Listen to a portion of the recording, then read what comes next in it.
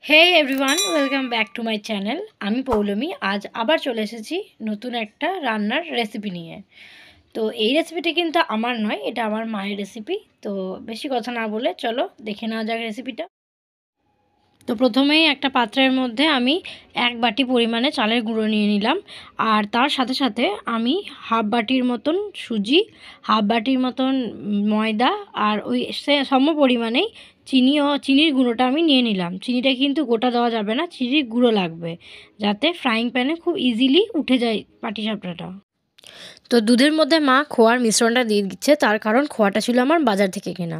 আর আপনারা চাইলে বাড়িতেও আপনারা খোয়া বানিয়ে নিতে পারেন। তো খোয়াটা মা যেহেতু শুকনো ছিল তার জন্য দুধের মধ্যে দিয়ে নরম করে নিচ্ছে যাতে পাটিসাপটা দিতে সুবিধা হয়। আর মা কিন্তু খোয়াটার মধ্যে একটু পরিমাণে বাতাসাও দিয়ে দিয়েছিল, লাল বাতাসা, যাতে রঙটা আরও একটু অ্যাট্রাকটিভ হয়। আর আমি আগে যেটা দেখালাম যে মিশ্রণটা যেটা বানিয়ে রেখেছিলাম, চালের গুঁড়ো, ময়দা, সুজির আর চিনির গুঁড়োর মিশ্রণ, তো সেটা কিন্তু আমি 3 ঘন্টা আগেই আমি অল্প অল্প করে দুধ দিয়ে ব্যাটারটা তৈরি করে রেখে দিয়েছিলাম যাতে সুজিটা খুব ভালোভাবে ফুলে ওঠে। আর দেখতেই পাচ্ছ আমি তাওয়ার মধ্যে সুন্দর করে ছড়িয়ে দিচ্ছি। হ্যাঁ, তবে ব্যাটারটা কিন্তু প্রচণ্ড পাতলা বা প্রচণ্ড গাঢ় কিন্তু করা যাবে না। পাটিসাপটার যে রুটিটা আছে সেটা কিন্তু মোটা হলে খেতে ভালো লাগবে না, আর প্রচণ্ড পাতলা যদি ব্যাটারটা হয়ে যায় তাহলে সরুচিগুলির পিঠের মতন ফুটো ফুটো হয়ে যাবে।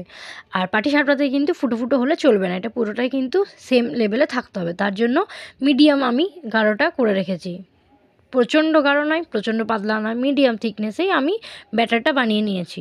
তো দেখো ব্যাটারটা আমি চারদিকে ছড়িয়ে দিলাম কিছুক্ষণ জাস্ট রেখে। তোমরা চাইলে একটু ঢাকা দিতে পারো, আমি ঢাকা দিইনি, কিন্তু কিছুক্ষণের জন্য রেখে তার মধ্যে আমি পুর দিয়ে দেখো কি সুন্দর ইজিলি আমার তাওয়া থেকে পাটিসাপটাটা উঠে যাচ্ছে গোল হয়ে। দেখো তোমরা, তো এই রকমই যদি গোল পাটিসাপটা সুন্দরভাবে যদি তোমরাও খেতে চাও তাহলে আমার এই রেসিপিটা ফলো করো। আর ভালো লাগলে লাইক, শেয়ার, সাবস্ক্রাইব করতে ভুলো না যেন। টাটা।